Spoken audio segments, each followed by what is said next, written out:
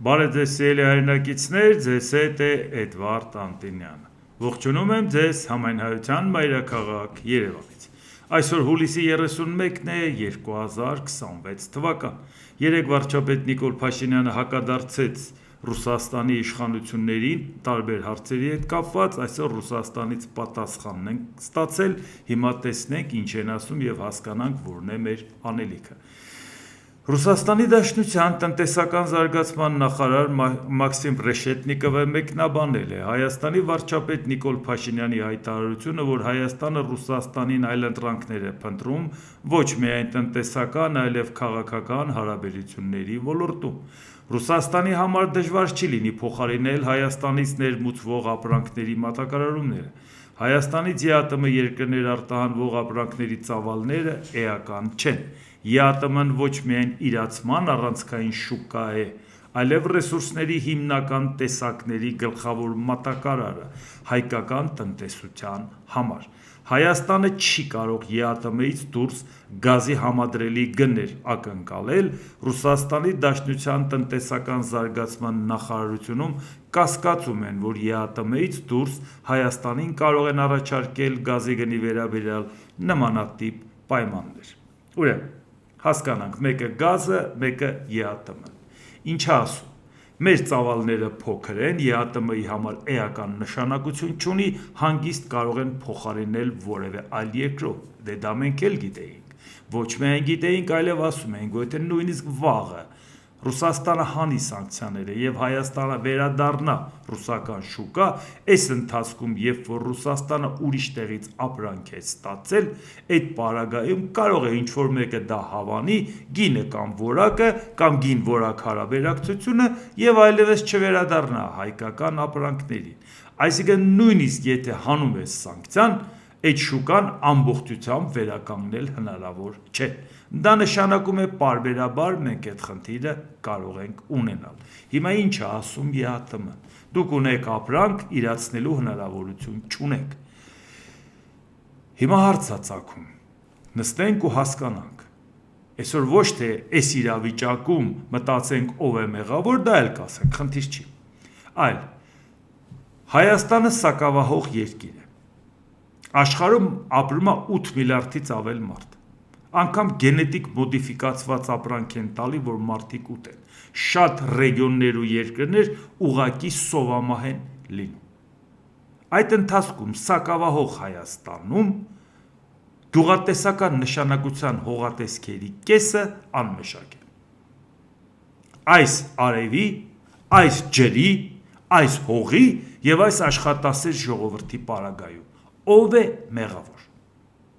Եթե մեր իշխանությունները անարդյունավետ եւ անարդար կառավարիչներ են, այնպես չի որ դա նորություն է։ Նույն վիճակը եղել է նախկին իշխանությունների օրոք։ Այսինքն մենք այդ հարցում որևէ փոփոխություն մեր մոտ չկա։ Ուրեմն մենք նստում եւ մտածում ենք, եթե մենք մի տնտեսական համակարգի անդամ ենք,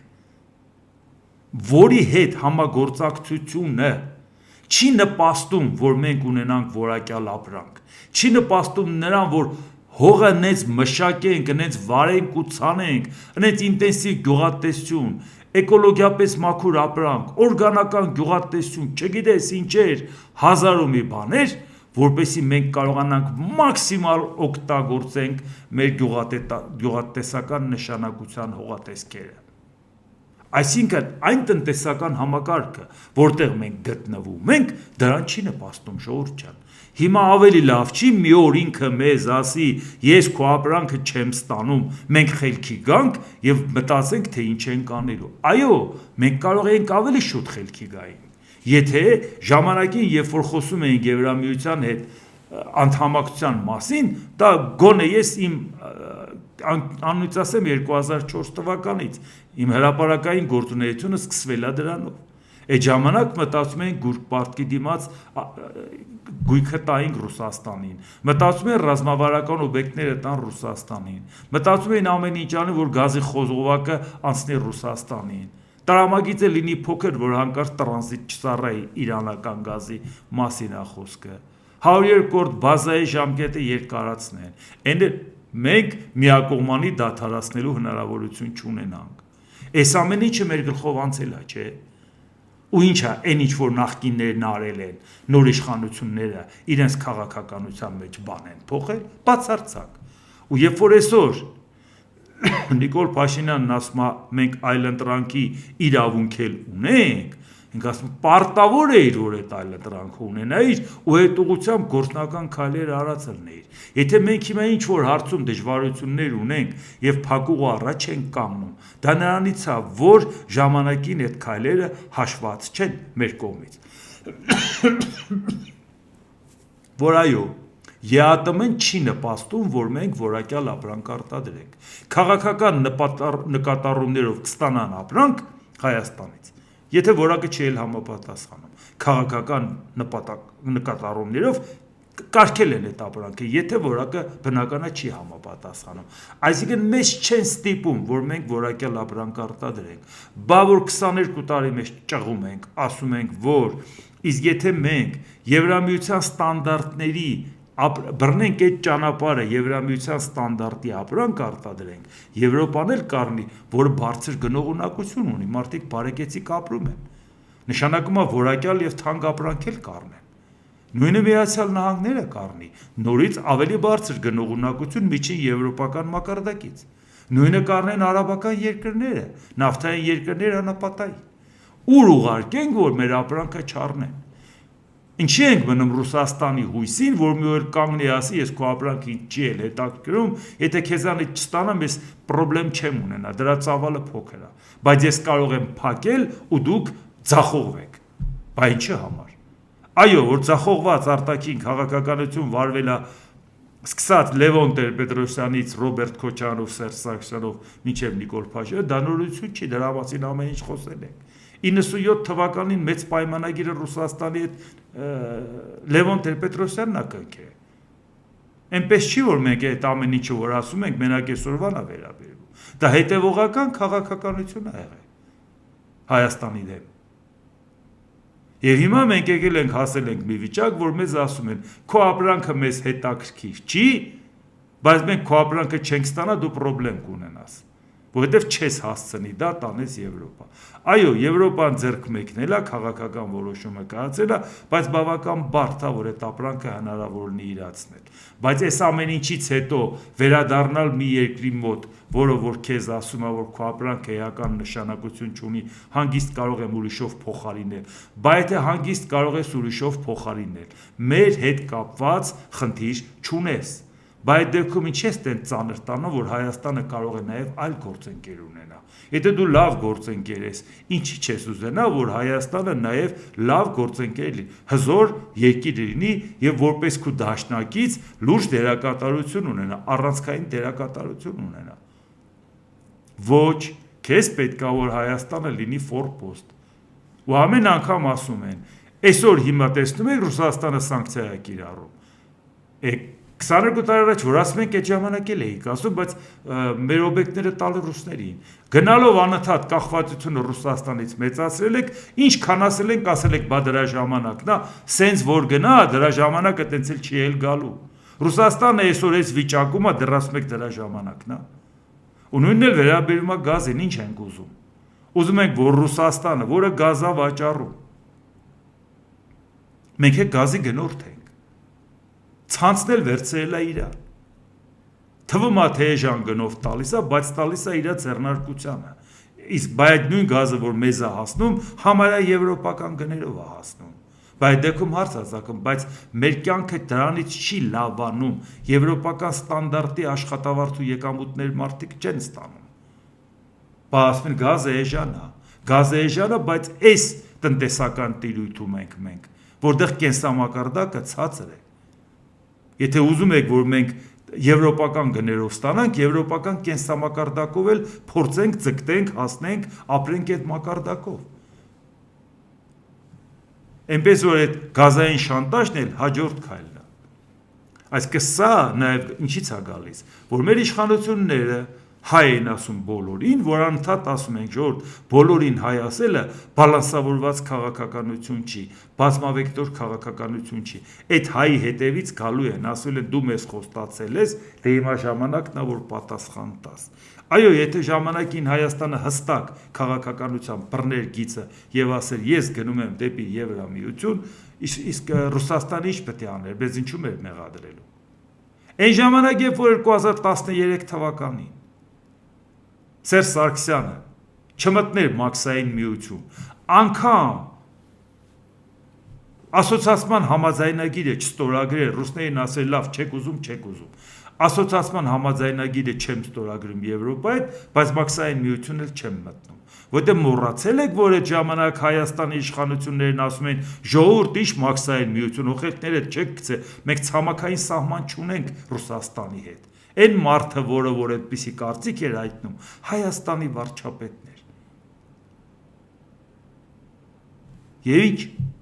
Հայաստանը մտավ։ Հայաստանը կարող էր լինել այդ միջանցքում արտոնյալ ձևով պատուհանից աշխատեր եւ Եվրոպայի հետ եւ Ռուսաստանի հետ։ Եվրոպայի հետ էլ շատ հանգիստ էլ կաշխատեր, լավ էլ արտոնյալ ռեժիմով։ Պարտադիր չի, որպեսի Եվրամիության անդամ լինեն, որպեսի Եվրամիության մաքսային միության անդամ լինեն կամ էլ դրանից օգտվեն արտոնյալ ձևերով։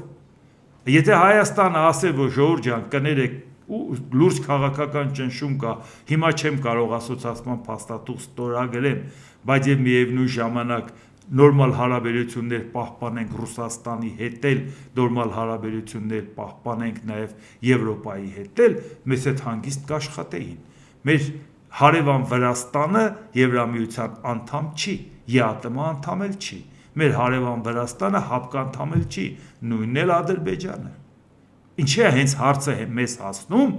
հենց մեզ ավերաբերում ասում է, չէ, դու պարտավոր ես իմ ասածը, բանարանք ինչի պարտավոր չէին, որտեղ երբ որ նրանք վճռական կանգնում են ու ասում են, իրանք իրանց գիծը առաջ են տանում։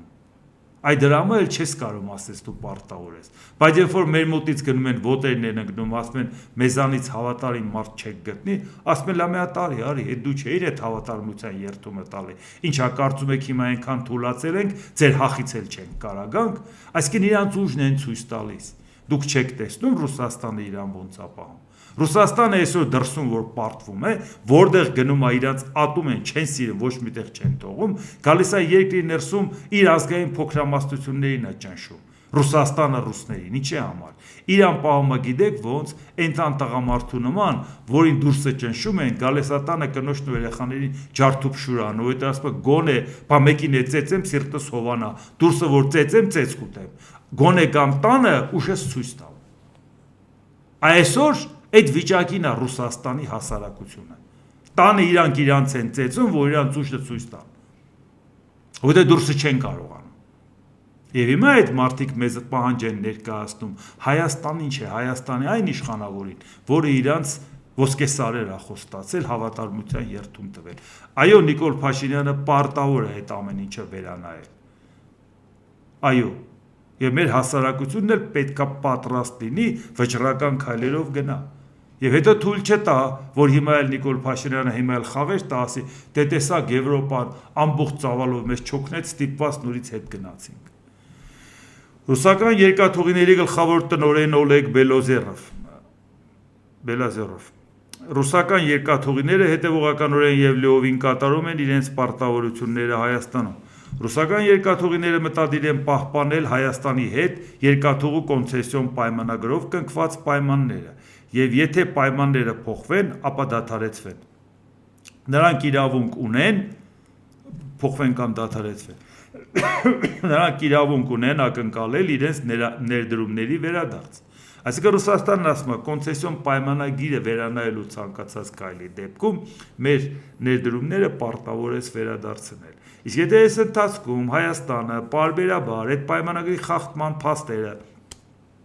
հաներ դներ սեղանին, մեր հասարակությունն էլ դրանից տեղյակ կլներ, ոչ թե ամեն անգամ փորձեին կոծկեին այդ ամեն ինչը։ Այսօր երբ որ կանգնում է ասում ես, որ ես կդադարեցնեմ կամ ես կանեմ, Ռուսաստանը համարում է ուզում ես խլես։ Եթե ուզում ես խլես, բանը դրա համար պետքա ներդրումները վերադարձնես։ Սա է։ Իսկ դրա համար աշխատանք էր պետք տանել։ Ոչ թե ամեն անգամ, երբ որ ասում ենք Ռուսաստանից կամաց փոխվելու քայլեր, Նիկոլ Փաշինյանն ասում էր, ինչպես կարելի է Ռուսաստանի պես երկրի հետ այդպես խոսել, դուք չեք հասկանում, ում է իր դա բացատրում։ Հիմա դու ես նույն բաներն ասում, ինչ որ քեզ ասում էին։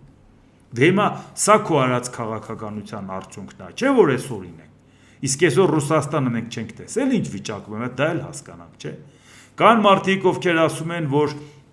ինչ ա եղել Ռուսաստանը ճիշտ է, հեսա այն հիմնականում Հայաստանում, Ռուսաստանում ապրողները խելքները գլուխներն ա գալի, որտեղ հարվածներ են կերել ու տեսնում են հիմա իրականում ինչա կատարում, արդեն իրանք էլ են տուժում։ Պուտինը ամեն ինչում ճիշտ է, բա Պուտինը որ ամեն ինչում ճիշտ է, ասում էր ամեն ինչ գնում ըստ պլանի։ Հիմա դուք ուզում եք ասեք, որ Պուտինը ըստ պլանի տայլ է իր երկրի 1 միլիոն մարդ կոտորել, հա։ Ըստ պլանի հիմա հարվածներ ա ուտում։ Ըստ պլանի այդքան տուժում, հա։ Բա մի մարդ, որ իր հայրենակցին, իր քաղաքացուն տանում է կոտորում է ու համարում է, որ դա պլանի մեջ է մտնում։ Դուք ուզում եք նրա ֆորպոստ լնեք, որ տանի մեզ էլ կոտորի, ընդամենը 3 միլիոն ենք։ Բացատրեք։ Եթե այդ մարդու պլանը դա է իր քաղաքացուն սպանել, մի հողագտորի համար, որը ավիրել է, տասնապատիկ դրանից ավել տվել չինացիներին։ Իր երկրի քաղաքացուն տայել է, կոտորել է, գնացել է հնդիկ աշխատուժ ա բերում, որ աշխատի, որտեղ աշխատուժ չկա։ Էս է իր պլանը։ Ասում են դե չէ, դե պլանը չկատարվեց, որովհետև արևմուտքը Ուկրաինային օգտեր, ու դա պլանի մեջ չէր։ Այսինքն դուք ընդունում եք, որ իր պլանը կարող է չկատարվել։ Ինքը ուրիշ բան է հաշվարկել արել, ուրիշ բան է ստացվել։ Բայց ինչի՞ չեք հասկանում, որ հիմա էլ ինքը չի հասկանում ինչ է անում։ Որտե չի տեսնում ոնց դուրս գա այդ պատերազմից։ Ուր ենք մենք ներքաշում մեր երկիրը։ Ժորժ ջան, անկեղծության համար ասենք շատ-շատերը, որ ասում են Ռուսաստանը միջուկային պետություն է եւ նա չի պարտվի, շատ ենք այդ մասին խոսել, նորից բոլորը հերթով չթվարկեմ։ Բայց ասենք մի բան։ Ռուսաստանը ունենալով միջուկային զենք, պետք է մի բան հաշվի առներ։ Սովետական միությունն եմ ասում, Ռուսաստանը չէ։ Դա հարձակողական զենք չի։ Դա ընդհանրապես զսպման քաղաքականության համար է։ Ունես միջուկային ռումբ, դա զսպելու համար է ագրեսորին։ Վերջ։ Ռուսաստանը Սովետական միությունը մի հասկայական պետություն էր, վերջի պահին արդեն 300 միլիոն բնակչությամբ, 22.4 միլիոն քառակուսի կիլոմետր տարածքով։ Ամերիկայի Միացյալ Նահանգներից էլ համախառն ներքին արդյունքով քիչ էր պակաս, համարյա հասնում էր, երկրորդ տեղում էր։ Ինչն էր պակաս իրա։ Բայց ինքը երբ որ որոշեց միջուկային շանտաժի քաղաքականություն եւ մի 3 անգամ որ դա տեղի ունեցավ 56 թվին 62 եւ 73 մանրամասը չասեմ, խոսել ենք շատ։ Մարդիկ հասկացան, որ ավելի թույլ տնտեսություն ունեցող երկիրը մեծ միջուկային զենքով շանտաժ է անում։ Իսկ այդ միջուկային զենքը այնքանը, որ կարա մոլորակը վերանա։ Ուրեմն մի խնդիր կա, որոշում կայացնել այդ երկիրը քանդել,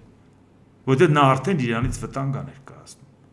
Եվ դա եղել է 83 թվականի մարտին, երբ որ Ռոնալդ Ռեյգանն ասեց Սովետական միությունը չարիքի կայսրություն է։ Իհարկե այնպես չի, որ այդ հայտարարությունով խորհրդային միությունը փլվեց։ Դա լուրջ հետևողական աշխատանք է։ Ես ուղղակի ասում եմ մի բանով հրապարակային ընդունենք, որ դա սկիզբ համարենք, բայց սկիզբը հաստատ դա չէր։ Սկիզբը այն բավական լուրջ աշխատանքն էր դրա դեմ։ Ու նույնիսկ ես բան ասեմ, եթե խորհրդային միությունը ագրեսիվ քաղաքականություն չվարեր, բավարարվեր իր ունեցածով, խորհրդային միությունը չէր էլ փլուզվի։ Իհարկե շատ լավ է, որ փլուզվեց, մենք անկախություն ստացանք։ Դա իսկապես ժողովուրդների բանտեր եւ չարիքի կայսրություն։ Այդպես է, բայց նա չէր փլուզվի, եթե դրսից այնքան վտանգ չտեսնեին, որ նրա վրա դրսից չճնշեին։ Ինչա քիչ ավտորիտար երկրներ կան, որ միջի հիմա գոյություն ունեն։ Ինչա պատահել որ։ Ինչա բոլորը ժողովրդավար են, որ գոյություն ունեն։ Այո, ասում են կենսունակ չէր այդ երկիրը, բայց այդ երկիրը եթե չփորձեր Վիետնամում ելներ, Հնդկաչինում ելներ, Աֆրիկայում ելներ, Լատինական Ամերիկայում ելներ, ամեն տեղ քիթը խոթեր եւ բոլորին վախացներ միջուկային շանտաժով, ուղղակի զբաղվել իր երկրով, լավ էլ պատվավոր իր տեղը ուներ աշխարհում։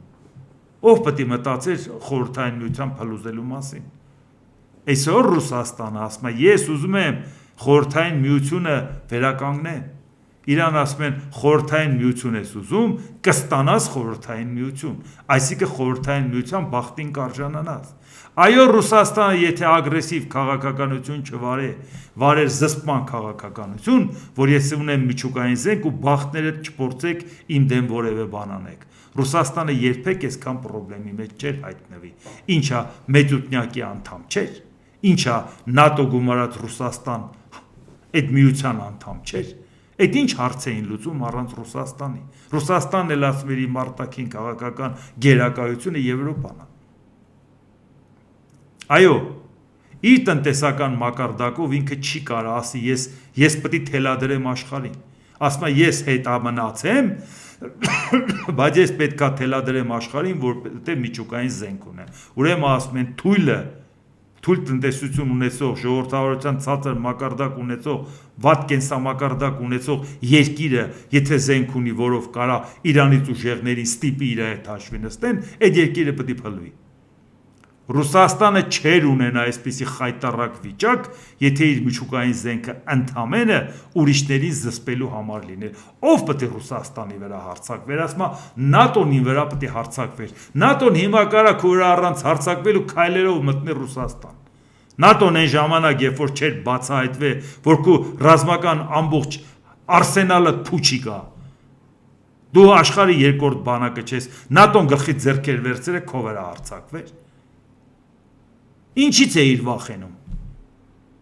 Կամ որ հարձակվեր ինչ էր անելու։ Խորհրդային միությունը մասերի բաժաներ են ներկարակը, Աղվանստանի ու Պակիստանի հետ քալլատար Եվրոպան։ Շատ էր իրան դա պետք։ Իր համար շատ հարմար երկիր էր Ռուսաստանը, ցես քիպլիկ բուֆերային երկիր, այդ արևմուտքի եւ արևելքի միջև։ Բայց Ռուսաստանը ասեց չէ։ Ես ուզում եմ ավելին, ես ուզում եմ խորհրդային միության կշիռը ունենամ։ Դե ասի խորհրդային միության բախտին է կարժանանաս։ Այնպես որ մեզ որ երբ որ ասում են Ռուսաստանի հետ լավը, մեծ Ռուսաստանի վիճակը նայեք ժողովուրդ ջան։ Հայաստանի տարածքային կառավարման եւ ենթակառուցվածքների նախարար Դավիթ Խուդասյանը հյուրընկալել է Իրանի արտաքին գործերի նախարարի տեղակալ Համիդ Խանբարիին։ Հանդիպման ընթացքում կողմերը քննարկել են էներգետիկայի, տրանսպորտի եւ ճանապարհաշինության ոլորտներում համագործակցությանը վերաբերող հարցեր, ինչպես նաեւ անդրադարձել են Հայաստան-Իրան 400 կՎտ էլեկտրահաղորդման երրորդ գծի շինարարության ընթացքին։ Սա ուղղակի ասեմ, որ Իրանի հետ ինտենսիվ մերոնք աշխատում են, դա նորմալ է, Իրանը մեզ գազ է առաջարկում, դա էլ է նորմալ, Իրանը եթե մեզ կարողանա տեխնիկապես նաեւ ծավալներն ապահովի շատ լավ է, նույնիսկ գնին կարելի է չնայել, թեպետ Իրանն էլ կարող է այնպիսի գինասի, որը համադրելի լինի, բայց մի բան է պետք մտածել, որ այնուամենայնիվ Իրանի եւ Ռուսաստանի հետ կապը շատ սերտ է,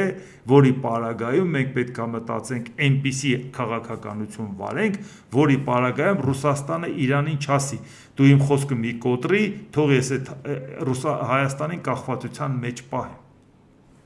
Սա է հարցը։ Այսինքն մեր ճիշտ քաղաքականությունը նաև նրա համար է, որ Իրանը Ռուսաստանին ասի, բեր մի խառնվի Հայաստանի հետ հարաբերություններում, որովհետև Հայաստանը այնպիսի ճիշտ դիրքաբռն է, որը ընդդեմ Իրանի չի։ Գոնե բերեք Հայաստանի հետ նորմալ աշխատենք, որպեսզի Հայաստանը ստիպված չլինի ագրեսիվ քաղաքականության զոհ դառնա, հետո Ամերիկայի զորքը բերի ստեղ, հետո մենք ընկնենք պատմության մեջ եւ այլ եւ այլ։ Այսինքն սա պետքա պատճառը լինի, որ Իրանը հասկանա, որ այո, Հայաստանին օգնելը պետքա Ռուսաստանին կարողանաս մերժես, բայց որի համար պետքա Հայաստանը ճիշտ քաղաքականություն վարի։ Իսկ այդ ճիշտ քաղաքականությունը Եվրոպայի հետ հստակ քայլերով առաջ գնալն է, որով էլ պետք է արդարացնի Իրանը, թե ինչ է Հայաստանին օգնում։ Այլապես կարող է գա վերջի պահը եւ Ռուսաստանը 1000 հարցով կախվածություն կա Իրանի հետ, փոխադարձաբար կարող ասի մի անի դա։ Իսկ Իրանը հետ քաշվի, այդպես զգուշելն է։ Ռուսաստանի Դաշնության անվտանգության խորհրդի փոխնախագահ Եդինա Ռոսիա կուսակցության նախագահ Դմիտրի Մեդվեդևը հայտարարել է, որ Ռուսաստանը գտնվում է հատուկ ռազմական գործողության ավարտի կարևոր փուլում։ Դրա մասին թե ինչ ա լսել ինքը չգիտեմ, թե ավարտի կարևոր փուլում է կհասկանայինք, որտեղ որակապես փոխվել է պատերազմը Ուկրաինայի հարվածներից հետո։ Բայց որ ասում ավարտի փուլում, այդ ով է ավարտում։ Դրա մասին Մեդվեդևն ասել է Գվարդիայսկ երիտասարդական ֆորումում, որտեղ հանդիպել է Եդինա Ռոսիայի երիտասարդ գվարդիայի ակտիվիստների հետ, որոնք որպես կամավորներ մեկնում են մարտական գործողությունների գոտի, երիտասարդների հետ գնացել հանդիպելը։ Ընդհանուր առմամբ ֆորումի 17 մասնակից ուղևորվել է առաջնագիծ։ Մենք իսկապես այժմ գտնվում ենք հատուկ ռազմական գործողության ավարտի շատ կարևոր կետում, եւ ես վստահ եմ, որ դուք ձեր ավանդը կներդնեք մեր հաղթանակի գործում, հայտարարել է Մեդվեդևը։ Գնացել են այդ մարդկանց, որ կյանքը չեն տեսել, նորա ոտը դնում կյանք, ոգևորում են, տանում են, կոտորում են, ժողովուրդ ջան։ Էս է այս մարդիկ, մարդը, որ իր սեփական երկրի քաղաքացուն տանիս ես քցի ասի սպանեք, այդ մարդիկ մտածում եք, որ Հայաստանի մասին տիչանները ցավի, ժողովուրդ ջան։ Իսկ հիմա նայենք, ԱՄՆ ֆինանսների նախարարությունը հայտարարել է, որ ԱՄՆ պատժամիջոցներ է կիրառել ռուսական ընկերության եւ 4 այլ կազմակերպության նկատմամբ, որոնք ենթադրաբար կապված են իրանական Mahan Air ավիաընկերության հետ։ Պատժամիջոցները վերաբերում են Մոսկվայում գործող Air Cargo Pro տրանսպորտային ընկերությանը, ինչպես նաև Չինաստանից, Իրանից եւ Հնդկաստանից 4 ընկերության։ Այսինքն Ռուսաստանի հետ կապված հետևողականորեն բացի այն որոշումը, որը որ կա սանկցիաներ կիրառելու, նաև ամեն առիթով հիմա Ռուսաստանի հետ կապված, այո, Ամերիկայի Միացյալ Նահանգները այս կարգի քայլեր անելու է։ Այնպես որ Ռուսաստանը պետք է պատրաստ լինի եւ հույսը կտրի, որ Ամերիկայի Միացյալ Նահանգները կվերադառնա Անկորիջի բանակցություններին անցյալ տարվա օգոստոսի 15-ին։ Ռուսաստանը ինչի է ցանկացած բանակցությունից առաջ փորձում մի քանի կիլոմետր առաջ գա, որպեսզի բանակցային սեղանի լեզուն երկար լինի, չէ՞։ Ինքը հասկանում է, որ եթե այսօր մի քանի կիլոմետր առաջ գա, ավելի հանդուգն ձևով բանակցություններում շահեկան դիրք կունենա։ Բան չես զարմանում, որ հիմա 2022 թվականը չի եւ դու հետ ես մղվել։ Բան չես զարմանում, որ 25 թվականը չի, արդեն Տրամպը գիտի, որ դու քեզանից ինչ ես ներկայացնում։ Այսինքն դու բանակցությունը ամեն անգամ ասես չեն կարա հնին վերադառնանք։ Դու ամեն օր ուզում ես առաջ գնաս բանակցության նոր բանակցությունը նոր էջից անես։ Բայց ուրիշներին ասես վերադառնանք հնին։ Չես հասկանում, որ դա հնարավոր չէ, զորբայությունը չի անցնում։ Ուկրաինայի նախագահ Վոլոդիմիր Զելենսկի ռուսական զորքերը Ուկրաինայի ուղղությամբ իրականացված զանգվածային հարվածների ընթացքում հյուսիսկորեական բալեստիկ հրթիռ կիրառել։ Իդեպ վերջի շրջանում չէր նկատվում նման բան, բայց հիմա արդեն նկատվել է առաջի անգամ։ Սրանք դեռ նախնական տվյալներ են եւ հրթիռի բեկորները ենթարկվելու են լրացուցիչ փորձաքննության։ Բոլոր փաստերը կստուգվեն, բայց այս պահին հայտնի է, որ սա հյուսիսկորեական բալեստիկ հրթիռ է։ Ռուսաստանը Փեհենյանին պատերազմելու փորձ է փոխանցում եւ օգնում կատարագործել սպառազինությունը, ինչը ուղղակի սպառնալիք է հյուսիսկորեական հրթիռների հասանելիության գոտում գտնվող ասիական պետությունների համար։ Մենք անհետևանք չենք թողնի սա եւ դիմադրելու ենք, վստահեցրել է Զելենսկին։ Այսինքն մենք տեսնում ենք, որ Հյուսիսային Կորեան բացի այդ նաև զորք է խոստացել նորից տալու։ Կուրսկի մարզում հիշում եք, որ իրանք զորք տվեցին, հիմա էլ է խոստացել, որ անհրաժեշտության դեպքում կտանք, որտեղ ուրիշ տեղից չի կարողանում Ռուսաստանը համալրի։ Վարձկանների լուրջ խնդրեմ ունի։ Հուլիսի 31-ին գիշեր, այսինքն այս գիշեր, ուկրաինական անօդաչու թռչող սարքերը զանգվածային հարձակում են գործել Վոլգոգրադի մարզի վրա։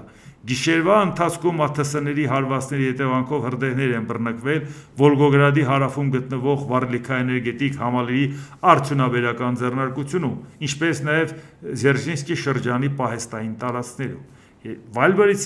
Վալբերիցից հայտնել են, որ հարվածի տակ է հայտնվել ընկերության լոգիստիկ կենտրոնը։ Հրդեհ է բռնկվել, հարձակման ենթարկված երկրորդ օբյեկտը եղել է Լուկոել Վոլգոգրադ նեֆտեպերերաբոդկա նավթամշակման գործարանը։ Ուկրաինական անօդաչու թռչող սարքերը հարձակվել են նաև Թաթարստանի վրա։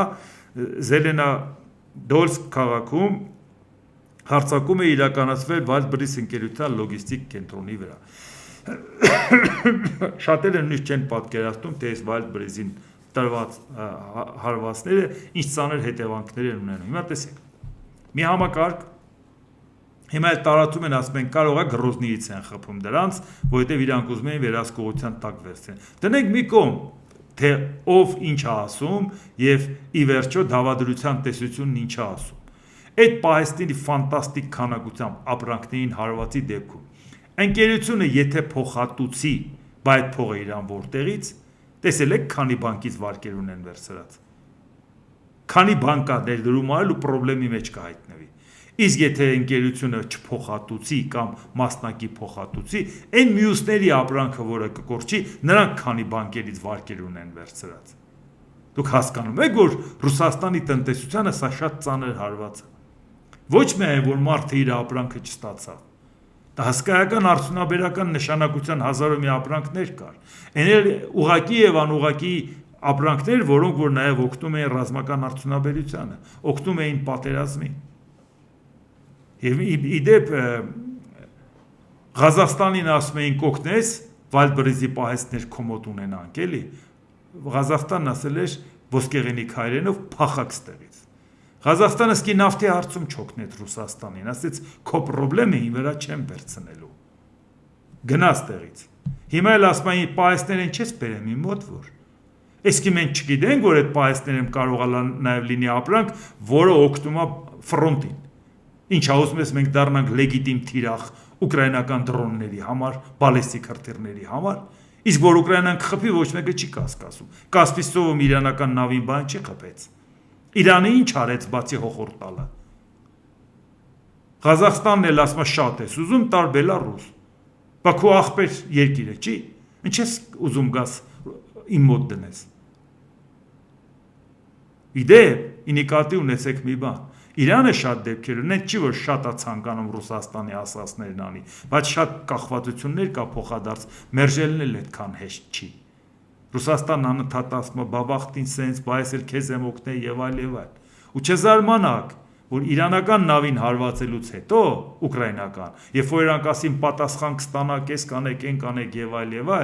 Իրանը, որը այնքան հարված է ուտում ամեն օր Ամերիկայի կողմից, իր համար մի հատ նավին խփած չխփած էական նշանակություն չուներ, բայց ուղղակի ինքը Ուկրաինային ասում էր, ես ինչ ես անում, բայց իրականում Ուկրաինայից էլ իրան բացատրեցին, ասին քեզ փրկում ենք, որ դու Ռուսաստանին կանգնես, ասես լսի, որ դու չես կարողանում անվտանգությունն ապահովես անգամ Կասպից ծովում, ինձ ինչի ես կրակկցում, որպեսի կարողանաս Ռուսաստանին չէ ասես, ես մի հատ քո նավին կխփեմ, Ռուսաստանի վրա մուննատ կգաս, կասես, էլ ինձ այդ հարցով չդիմես, ես փրկում եմ քեզ։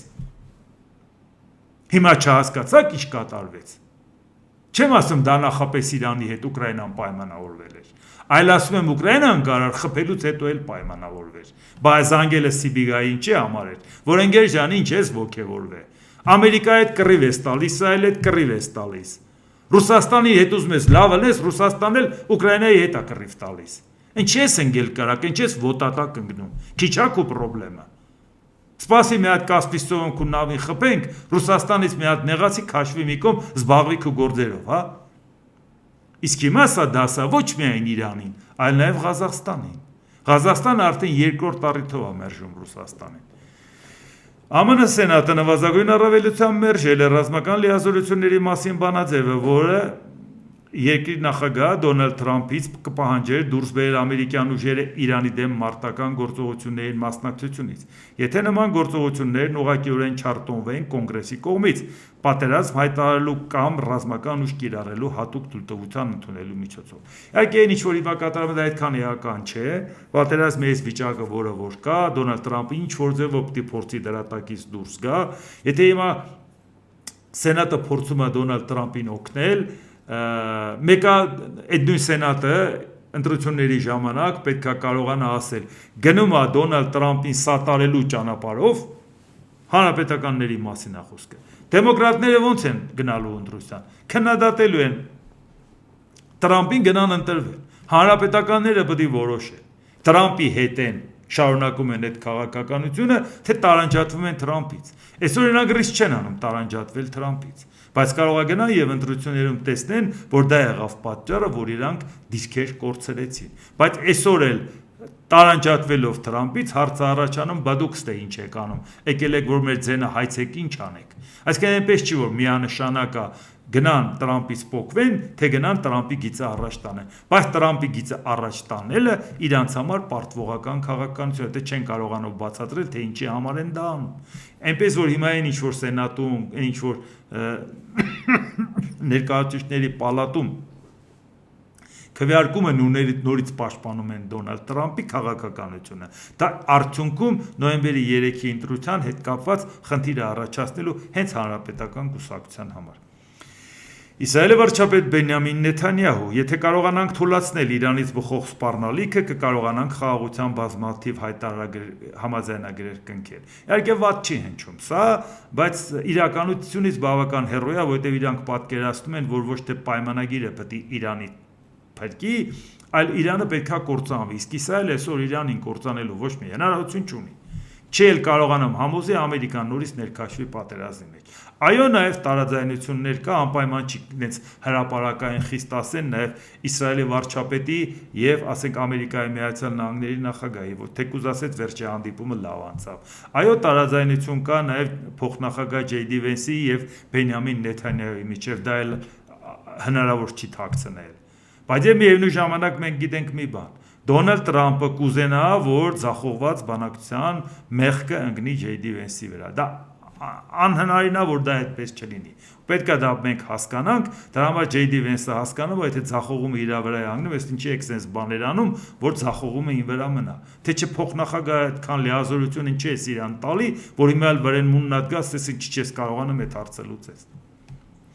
Իսլամական հեղափոխության պահապանների կորպուսը հայտնել է. Իրանի բանակի անօդաչու թռչող սարքերը հարվածներ են հասցրել Քուվեյթի Ահմադ Ալ-Ջաբեր բազայում տեղակայված կործանիչների օդանավակայանին, արբանյակային կապի համակարգերին և սարքավորումների պահեստներին։ Իսլամական հեղափոխության պահապանների կորպուսի մամուլի ծառայության հայտարարության մեջ ասվում է. այսօրվա առավոտյան երկու լցանավ, որոնք խախտել են կանոնները, կարծելով, թե կարող են անցնել Հորմուզի նեղուցով, չհամաձայնեցված երթուղով, ԱՄՆ բանակի օդային ծածկույթի ներքո և անտեսել են մեր նախազգուշացումը, ենթարկվել են հարձակման և կանգնեցվել։ Եվս 4 լցանավ արագորեն փոխել է ընթացքը, նշվում է հայտարարության մեջ։ Այսինքն, եթե մենք թույլ չտվեցինք, Ամերիկայի թույլտվությունը բավարար չէ։ Սա է։ Ինչպես տեսնում եք, ուր աստեղ պայմանավորվածություն, ուր աստեղ նորմալ վիճակ։ Տեսնում ենք և Ուկրաինայի հետ կապված վիճակը ինչքան է լարված, տեսնում ենք և ինչքան լարված է Իրանի հետ կապված վիճակը։ Եվ այս պարագայում Հայաստանի իշխանությունները պետք է լրջորեն կողմնորոշվեն, որ ճանապարհով են առաջ գնում, որովհետև եթե դուք եք ընտրել ռեգիոնալ քաղաքականություն, դուք եք ընտրել բալանսավորված քաղաքականություն, խաղաղության խաչմերուկ եւ այլն, այդ բոլորը ձեր քաղաքականությունն է։ Դրանով եք հանրությանը ներկայացել, ասեք մենք այս հարցը կլուծենք։ Ուրեմն եթե այդ հարցը լուծում եք, բախում եք ինչ-որ խնդիրի, մարդը ասում է, բա դու չէիք ընտրել, ինչպիսի ձևաչափով հարաբերվեիք Ռուսաստանի հետ։ Ում վրա եք մուննատ գալի։ Ռուսամետ ուժերը գիտեն, գուշտումիկները Ռուսաստանն է, քանդվել Ռուսաստանը իրանք դրա հետ են։ Հիմա եթե ժամանակ կա մի հատ բան ուղղակի նայեմ, Facebook-ը հիշեցրեց 31-ը 7-րդ ամիս, այսինքն այսօր 2014։ Շատ հարցերով ուղղակի օրգանապես այսօրվա հետ կապված հարցեր կա, դրա համար թե չէ այլապես չէի հիշացնի։ Սա Սերժ Սարգսյանի պաշտոնավորման ժամանակն է։ Դեմքը պահելու միակ տարբերակն իշխանության առաջին դեմքին փոխելն է։ Այսօր Երևանում ԱՄՆ-ի դեսպանատունը նախազգուշացրել է Հայաստանի կառավարությանը եւ գործարարներին, որ ռիսկեր կառաջանան պատժամիջոցների ենթարկված Ռուսաստանի պաշտոնյաների ու ընկերությունների հետ գործ ունենալու դեպքում։ Չմոռանանք, որ արդեն 14 թվականին արդեն Ղրիմը վերցրել էր, Հայաստանն ողջունել էր եւ այդ պարագայում արևմուտքը սանկցիաներ էր կիրառել, Հայաստանը դեռ ռուսների հետ խաղեր էր տալի։ Ոնց որ այս ամեն ինչը ոնց որ հիմիկվա ինչ է անսպասելի էր սա մեզ համար, կամ արդյոք կանխատեսելի չէր, որ հետագայում պատժամիջոցները կարող են ավելի լայն թափ ստանալ ու մեր երկրի վրա դա ավելի մեծ բացասական ազդեցություն կունենա։ Շատերն են որ ասում են 20 թվականի պատերազմին արևմուտքը մեզ ճոկնեց։ Դուք արևմուտքի դեմ եք, ուզում եք արևմուտքը օգներ։ Ու եթե անգամ Ռուսաստանն անցնի հակազդեցության կամ մերոնք անտեսեն ԱՄՆ հորդորը, դա նույնպես բացասաբար է ազդելու մեր վրա, քանի որ մենք ակնկալում ենք ու նաև մշտապես ստանում ենք աջակցություն արևմուտքից, ուստի որևէ մեկի կողմն անցնել ընդդեմ մյուսի, մեղմ ասած մեր շահերից չի բխում, եթե չասենք հղի է կանխատեսելի հետևանքներով։ Բայց միթե ժամանակին չենք զգուշացրել, որ եթե աշխարհում ռազմաքաղաքական իրավիճակը փոխվում է ամսվա մեջ 30 անգամ, եթե դրանից կախված ու նաև մեր երկրի ներքաղաքական իրավիճակով պայմանավորված Սերժ Սարգսյանի ու նրա վարչակազմի դիրքորոշումը փոխվում է օրվա մեջ 30 անգամ, ապա չի կարելի 30 տարով ստրկական պայմանագիր կնքել Գազպրոմի հետ։ Բայց Սերժ Սարգսյանի ժամանակ սա էինք բացատրում, Ժորժ ջան, 14 թվականի մասին էր խոսքը։ Իսկ սա միակ դեպքը չէ, մնացած բոլոր հարցերում էլ վերաբերմունքը նման կերպ է արտահայտվում, նաև բազան երկարացրեց հենց Սերժ Սարգսյանը։ Սարգսյանի կողմից վարվող քաղաքականությունն այն աստիճանի պարզունակ է ու կենցաղային մակարդակի, որ անգամ դիվանագիտական կամ քաղաքագիտական տերմիններով իրավիճակը պարզաբանելը մի տեսական բնական է ստացվում։ Նմանատիպ նախաձեռնողական քաղաքականություն վարողների ուղեղները պետք է զոռով մտցնել, որ չի կարելի տրվել մեկին, այն էլ դա ամրագրել վասալային փաստաթղթով։ Հիմա սրատակից չենք կարող հիմա դուրս գանք այս գազի պայմանագրի, բայց վաղտետ էինք զգուշացնում։ Այնպես որ ոչ մի երկիր ու միջազգային կառույց մեզ չի օգնել Ռուսաստանի մոտ էժանագին տեսարաններ սարքելու գործում, իսկ Ռուսաստանին երբ ասել ենք, որ մենք քոնն ենք, վարվիր մեզ հետ այնպես ինչպես կուզես, նա հենց այդպես էլ վարվելու է, զարմանալու ոչինչ չկա։ Ես որպես Հայաստանի Հանրապետության քաղաքացի թե իմ եւ թե իմ երկրի անունից կտրականապես դեմ եմ նման ստրկական կարգավիճակին, բայց պահանջներ ներկայացնել աշխարհին, թե չենք հանդուրժի մեր հանդեպ նման վերաբերմունք ցավոք արդյունք չի տալիս, քանի որ հանդիպում ենք կոշտ հակադարձման, թե այդ ինչպես է, որ հանդուրժում եք ձեզ այս վիճակի մեջ գցած իշխանություններին, բայց ուզում եք ձեր արժանապատվությունը դրսի հզորների դեմ ցուցադրել։ Մի բան ակնհայտ է, որ Սերժ Սարգսյանը այս ստորացուցիչ պայմանավորվածություններից հնարավոր չէ հրաժարվել նրա պաշտոնավարման ժամանակ, քանի որ նա խաբել է բոլորին, որքան կարողացել է, իսկ դրսի ուժերը հավատացել են նրան, որքան ցանկացել են։ Իսկ հիմա եկել է պատասխան պահանջելու ժամանակը, քանի որ սպառվել են գործող նախագահի խաբելու եւ քցելու բոլոր ռեսուրսները։ Ուրեմն առաջին ու օրախնդիր քայլը Սարգսյանի պաշտոնանկությունն է, որպեսզի աշխարհի հետ նոր իշխանությունները, նոր հարաբերություններ հաստատելու ժամանակ էլ որպես բարի կամքի դրսևորում գիծը քաշեն ու առաջ անցնեն, ինչի համար վերանայեն նաև չեղյալ հայտարարեն Սերժ Սարգսյանի ղազագրեր, այո, դրանք պայմանագրեր չեն, դրանք ղազագրեր էին ժողովուրդ ջան, եւ սա ասում եմ նաև նրա համար, այսօրվա սխալվողները թող չարթարացնեն սրբագրերն իրանց արածը, թե նախկինում էլ են սխալ արել, ոչ էլ նախկինում արած սխալները, որը հիշացնում ենք, եթե ոչ մենք, ապա նաև Facebook-ը, այսօրվա արած սխալներով չբացատրեն իրանց արածը, այնպես որ այս ամեն ինչին ամեն մեկին տանք իր գնահատականը եւ հասկանանք ինչու ենք այս վիճակում հայտնվել։ Դե ինչ այսօր այսքանը, եթե հավանեցիք սեղմեք լայք կոճակը, բաժանորդագրվեք Էդվարդ Տանտինյան YouTube-յան ալիքին, սեղմեք զանգակ կոճակը, գրեք մեկնաբանություններ, գրեք հարցեր, դիտեք եւ դատեք ինքներդ։ Շնորհակալություն։